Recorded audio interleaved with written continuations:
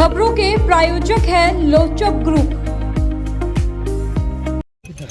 ये झुंझुना पकड़ो और ये आप अपने साथ, हाँ झुंझुना पकड़ो, एक मिनट खड़ो यार, जाते रहो, पीछे हो जाओ, हाँ जाते रहो, और कुछ नहीं होता आपसे, कुछ नहीं होने वाला। आपके पास एप्लीकेशन मैं आपका तो इससे कुछ नहीं होने वाला, इंक्वायरी नहीं करी उसमें, कुछ भी नहीं, कुछ भी नहीं होने वाला। ये भाई के हिसाब से ये छड़ो छड़ छड़ो, ये झुंझुना पकड़ो और ये आप अपने साथ, हाँ झुंझुना पकड़ो, एक मिनट खड़ो यार, जाते रहो, पीछे हो जाओ, हाँ जाते रहो, और कुछ नहीं होता आपसे, सारा का सारा।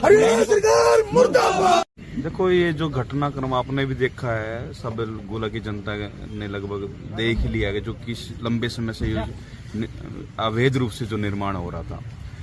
एसडीएम कोई संतोषजनक जवाब ही नहीं दे पाए भी क्या है क्या नहीं है, हम क्या करेंगे, कोई कार्रवाई नहीं हो रही है। और सारा का सारा मामला भ्रष्टाचार का है।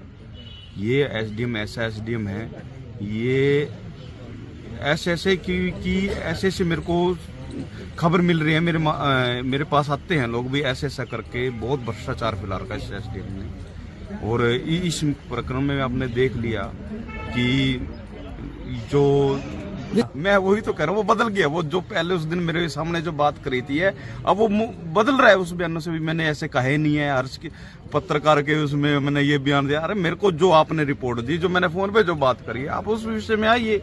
वो और फिर दूसरी बात, दूसरी तीसरी हेर फेर के जो बातें कर रहा था, इससे यही प्रतीत होता था। और हम सब ने मिलकर उसको हाथ में झुंझुना दे दिया, तेरे से होने वाला कुछ नहीं है, बस ये बचाते रहो। क्या कहेंगे इस पूरे मामले को लेकर? कुछ नहीं जी, विधायक जी अपने जो भी हैं जो कथन देने। सर, हरियाणा के इतिहास में या इंडिया के इतिहास में पहली बार हुआ है कि एक अधिकारी को एक विधायक छुंछना देके चला गया।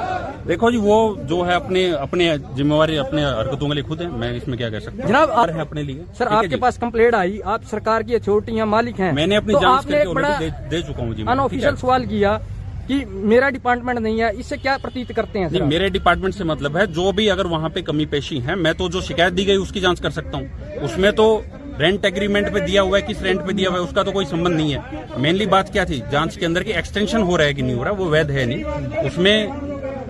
उसमें जो कार्य प्रणाली को कार्य में लाया गया है बीडीपीओ के द्वारा, वो ठीक है नहीं, वो उसकी जांच ऑलरेडी करके दे दी गई है।